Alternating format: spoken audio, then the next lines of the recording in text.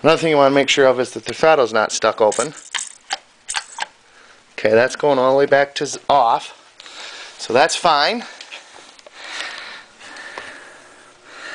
Then connect positive to the coil and crank her over and see what happens.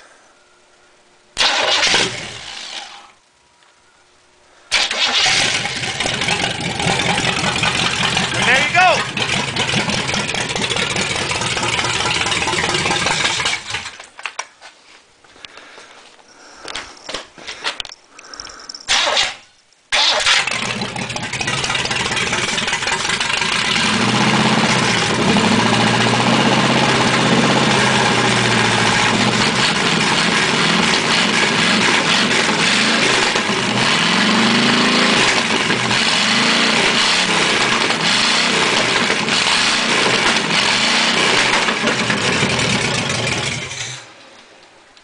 And that's probably about all the gas we got in the carburetor. And she's a little bit smoky from setting, you know, rings and stuff get set up. But had good oil pressure.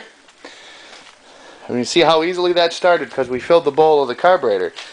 Now if you've got gas in the tank and you just squirt gas down in here, it'll fire right up and then die as soon as it uses up the gas that you squirted down in there, because there's none in the bowl, there's no gas coming out of the jets. So if you fill the bowl up, then theoretically it should just start and run on that.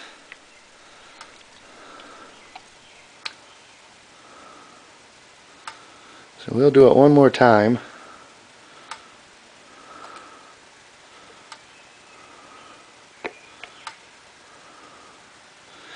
And the accelerator pump should work this way. Now I don't know, the back barrel shouldn't be doing anything, but if it is leaking by, a little gas back there probably won't hurt anything.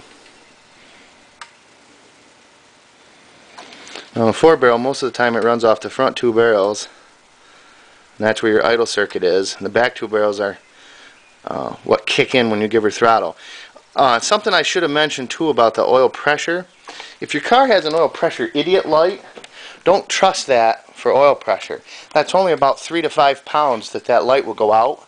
You want to make sure you've got a gauge that you can actually see that pressure build up. Now the choke is open on this thing. That's probably why it doesn't want to idle, because it is cold. And it would appear that the choke might be set up. Yeah, the choke doesn't want to turn. Yeah, she's trying. It's a little bit rusty here. There. Close the choke down about like that and see if it doesn't run a little bit longer. So we'll give her ignition, give her starter.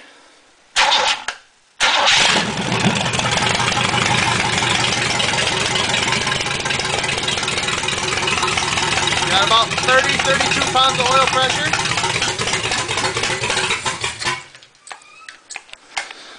A little bit cold-blooded, and the carburetor could be dirty.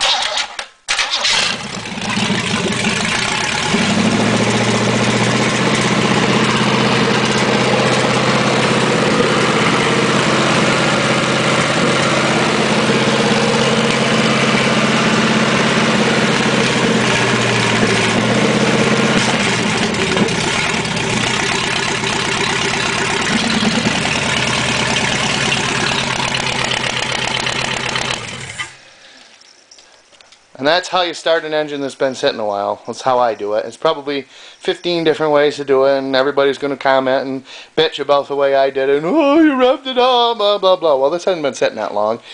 And I know it's not rusty inside because it's been stored inside the barn, covered up, and it's got oil and everything in it. But if you're going to start a car that's been sitting around a while, make sure there's oil in it, make sure you got oil pressure, make sure there's no strange sounds when you roll it over. You should roll it over by hand first. Make sure it's got water in it or you can't run it very long. You can see already there's just a little bit of steam coming out of here just from the little bit I ran at less than probably 2 minutes. They do heat up pretty fast. This motor has never been gone through. It's I think it's a 79 Chevy 350. It's got a different carburetor. It's got a spread bore Holly on it. Spreadboard just means that the front barrels are smaller than the back barrels. The back barrels are actually very large. It's what the old Quadrajets used to be. Quadrajets tend to be somewhat unreliable. Some people have really good luck with them. I don't particularly like them. But there you go. Thanks for watching, and hopefully that's answered some of your questions. But if you have any more, feel free to ask.